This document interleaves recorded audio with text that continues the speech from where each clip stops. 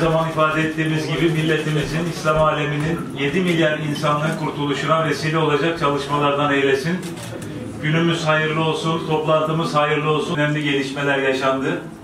Bir defa Türkiye'de Sayın Cumhurbaşkanı'nın bizzat İsveç ve NATO'nun müsaade etmeyiz diye başlatmış olduğu tartışmalar Madrid'deki NATO zirvesine kadar devam etti. Orada bacak bacak üstüne atılmış bir takım pozlar verildi. Sizlerin de takip ettiği üzere dış politikada önemli gelişmeler yaşandı. Bir defa Türkiye'de Sayın Cumhurbaşkanı'nın bizzat İsveç ve Finlandiya'nın NATO üyeliğiyle ilgili rezervi ve buna biz görevde olduğumuz sürece müsaade etmeyiz diye başlatmış olduğu tartışmalar Madrid'deki NATO zirvesine kadar devam etti. Orada bacak bacak üstüne atılmış bir takım pozlar verildi. El ele sıkışırken pozlar verildi. Ve bu güzel pozların eşliğinde hiçbir somut kazanım da elde edilmeden, başta Amerika'yla ne F-16'lar ne F-35'ler konusunda hiçbir gelişme olmadan İsveç ve Finlandiya'nın NATO üyeliğine de onay verilerek dönülmüş oldu. İşte daha geçtiğimiz günlerde 14 Temmuz'da Amerikan Temsilciler Meclisi Türkiye'ye F-16 satışını kısıtlayan bir tasarıyı kabul etti. Bu tasarıya göre Türkiye'ye verilen F-16'ların Yunanistan hava sahasını ihlal etmesi yasak ve aynı zamanda Amerika'nın çıkarlarına aykırı bir şekilde kullanılması da yasak. Dolayısıyla bunun manası siz 30 sene, 40 sene öncenin teknolojisini alacaksınız, F-16'ları alacaksınız. Bunu da 40 tane şarta bağlı olarak alacaksınız. Bu arada da Yunanistan F-35'leri almış ve Ege'de hava üstünlüğünü ele geçirmiş. 30-40 sene öncesinin her ne kadar yenilendi, şu oldu, bu oldu dense bile şu anda yeni teknoloji olan uçaklar F-35'lerdir.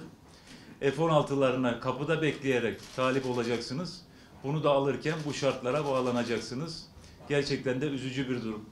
Diğer taraftan orada bir memorandum veya mutabakat zaptı olarak adlandırılan bir belge imzalandı. Bu imzacı ülkeler açısından hiçbir resmi bağlayıcılığı olmayan bir iyi niyet belgesi. Bunun bir resmi bağlayıcılığı olması için imzacı ülkelerin parlamentolarında kabul edilmesi lazım ve buradaki maddelere uyulmaması halinde de hangi yaptırımlarla karşılaşılacağının da bu belgede belirtilmesi lazım. Böyle bir şey de olmadan bu memorandum imzalandı ve bunun arkasından da İsveç ve Finlandiya'nın NATO üyeliklerine izin verilmiş oldu, yeşil ışık yakılmış oldu. İktidarın bugüne kadar çok gördüğümüz, alışık olduğumuz U dönüşlerinden bir tanesini daha Madrid'deki NATO zirvesinde yaşamış olduk.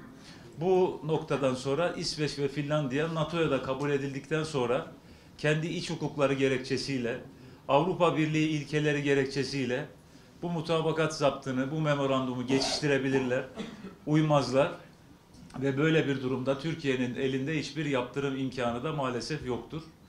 Dolayısıyla diplomatik zafer olarak sunulan bu olayın herhangi bir kazanım olarak değerlendirilmesi, hele diplomatik zafer olarak değerlendirilebilmesi asla ve asla mümkün değildir. Kaldı ki İsveç ve Finlandiya bu mutabakat zaptında evet PKK'nın terör örgütü olduğunu ifade ediyorlar ama PYD, YPG ve FETÖ'nün terör örgütü olduğuna herhangi bir ifadeyle belirtmiyorlar.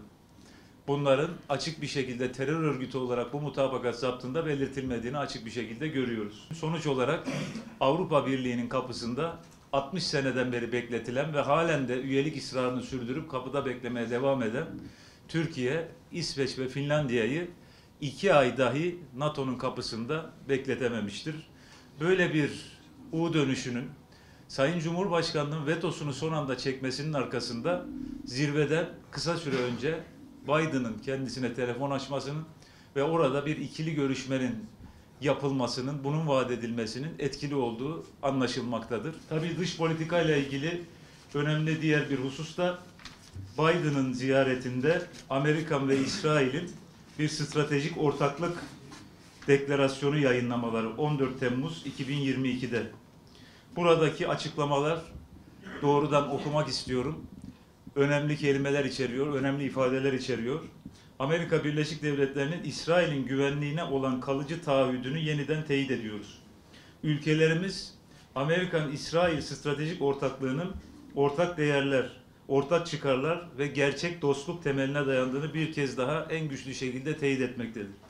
Ayrıca Amerika ve İsrail ülkelerin paylaştığı değerler arasında demokrasiye, dünyayı onaran Tikkun Olam çağrısına sarsılmaz bir bağlılık olduğunu teyit ediyor. Amerika Birleşik Devletleri ve İsrail arasında uzun süren güvenlik ilişkisi ve Amerika'nın İsrail'in güvenliğine ve özellikle niteliksel askeri üstünlüğünün korunmasına sarsılmaz bağlılığıyla uyumlu olarak Amerika Birleşik Devletleri, İsrail'in düşmanlarını caydırma kapasitesini koruma ve güçlendirme konusundaki kararlılığını yinelemektedir. Amerika Birleşik Devletleri ayrıca bu taahhütlerin iki taraflı ve kutsal olduğunu, ve bunların sadece ahlaki taahhütler olmadığını taahhüt eder. Buradaki kutsal kelimesi son derece önemlidir. Aynen Körfez Savaşı'nda, Irak operasyonunda Bush'un bunun bir manevi bir savaş olduğunu, Allah'ın bir emri olduğunu ve bunu bu sebeple gerçekleştirdiklerini ifade ettikleri gibi, yani İsrail'in korunması, İsrail'in çıkarları, İsrail'in güçlendirilmesi, Büyük İsrail'in kurulması Amerika Birleşik Devletleri için bir kutsal değerdir, bir kutsal hedeftir.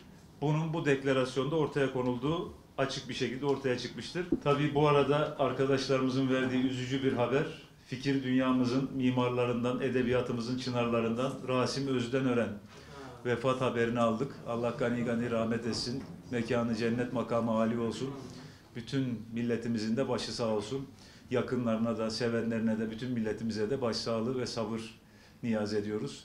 Toplantımız hayırlı olsun. Bir kez daha değerli il başkanlarımıza, genel başkan yardımcılarımıza, bütün teşkilat mensuplarına, kıymetli basın mensuplarına teşriflerinden dolayı teşekkürler ediyorum.